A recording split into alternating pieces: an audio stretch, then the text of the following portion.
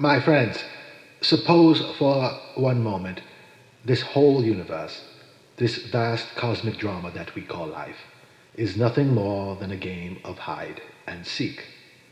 Imagine the eternal energy, the fundamental ground of being, what the Hindus call Brahman, what some others might call God, deciding one day to play a magnificent trick on itself. It says, let me hide so cleverly that I forget I'm hiding, and then I'll have the exquisite thrill of finding myself again. In that moment, poof, the Big Bang. Galaxies whirl out, stars ignite, planets cool, and eventually, on one little speck called Earth, creatures emerge who look around and say, who am I? Where did I come from? What is it all about? That is the hook, you see. That is the great cosmic joke. You didn't come into this world, you came out of it. Like a wave from the ocean, like an apple from the tree. You are not a stranger here on probation, some alien soul dropped into a foreign body. No, you are it. You are the eternal thing expressing itself as this momentary form called you. But we've forgotten. Oh, how thoroughly we've forgotten. We grow up in a culture that treats life as serious as business. From the moment we're born, we're told, hurry up and learn to walk, talk, read, and get good grades. Go get a job and save for retirement to achieve something. Anything so that one day, far off into the future, you might finally be happy. And so we spend our lives preparing to live, always postponing the real thing. We treat the present as mere means to some glorious end, like a symphony where the whole point is to rush to the final chord. But what if I told you there is no final chord? What if the point of the music is discovered in every single note that is played? You see, the future is a hoax. There is never anything but this eternal now.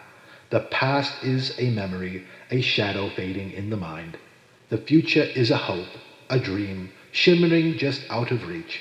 Only the present is real, and yet we live for an impoverished present, always looking over its shoulder at what was or what might be.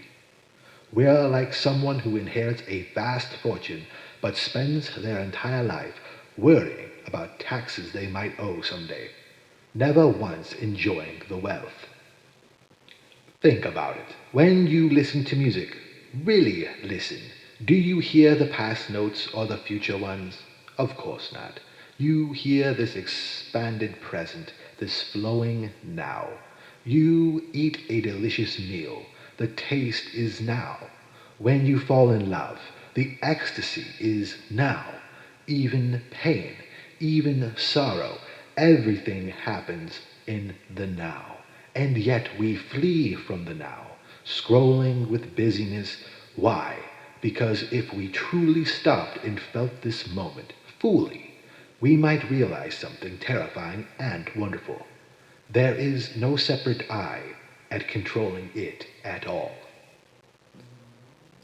We love to think ourselves as little egos inside bags of skin, piloting the body like a captain in a ship. I am here inside my head, looking out at the world through my eyes, making decisions, striving, achieving. But look a little closer. Where do you draw the line between you and the world? Is your skin the boundary? Then what about the air you breathe? It's inside you one moment and outside the next. What about the food you eat? It becomes you. What about the thoughts in your mind? They arise from who knows where, influenced by everything you've ever seen, heard, or learned. You are not separate. You are the whole process. The universe is people-ing through you, just as a tree-ing through trees and star-ing through stars. The ego, that anxious little boss in your head, is an illusion, a social convention, like an equator or the international dateline, useful for navigation, perhaps, but not real in itself. And here is where the motivation comes in. My dear friends, if you see this, you are really going to wake up to it. Everything changes. You stop striving to become something better in the future because you realize you are already it. All that chasing after success, after enlightenment, after happiness, it's like a dog chasing after its own tail, or a fish in an ocean searching desperately for water. People will ask me, how do I become enlightened? How do I wake up? And I say, who wants to wake up? That's the ego again, wanting to achieve awakening as another feather in its cap. But awakening isn't something you achieve. It's something you stop preventing. It's like muddy water clearing itself. Just leave it alone. Stop the frantic striving. Stop trying to improve yourself endlessly. The more you try to grasp it, the more it slips away.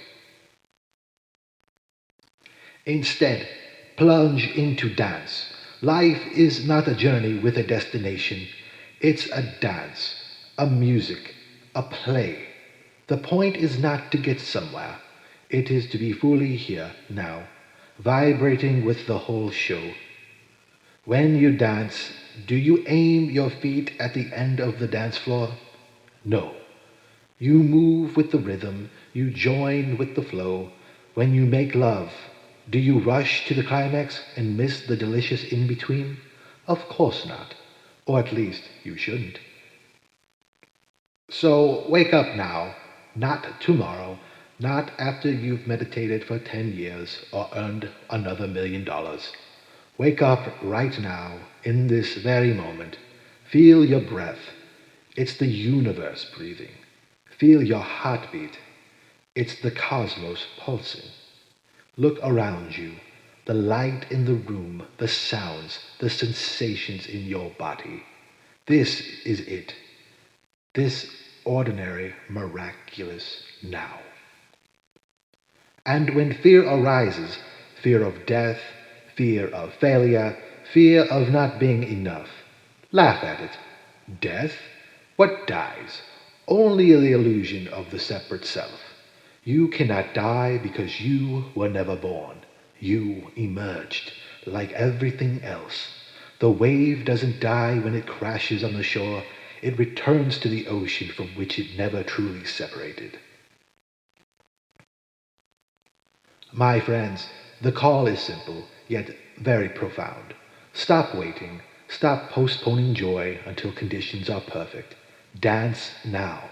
Love now. Play now. Take risks. Yes, there will be pain. There will be heartbreak, because pleasure and pain are inseparable, like front and back, the same side of a coin. You cannot have one without the other. But better to be fully living than to be half dead in the safety of routine. Go out of your mind at least once a day. Come to your senses. Peel the potatoes as if it were some sacred act in the universe, because it is. Listen to the rain, to traffic, to silence, as music would have you believe. Speak to others not as separate egos, but as the same eternal energy wearing different masks. In this great adventure, not achieving, not arriving, but being, fully, wildly, gloriously being. So I say to you, wake up! You are it. The game is on. Hide no longer in the illusion of separateness. Seek no more in the phantom future. This, right here, right now, is the eternal life you've been searching for all along. And with that realization, go forth and live it. Dance the dance, play the game, be the music. Thank you.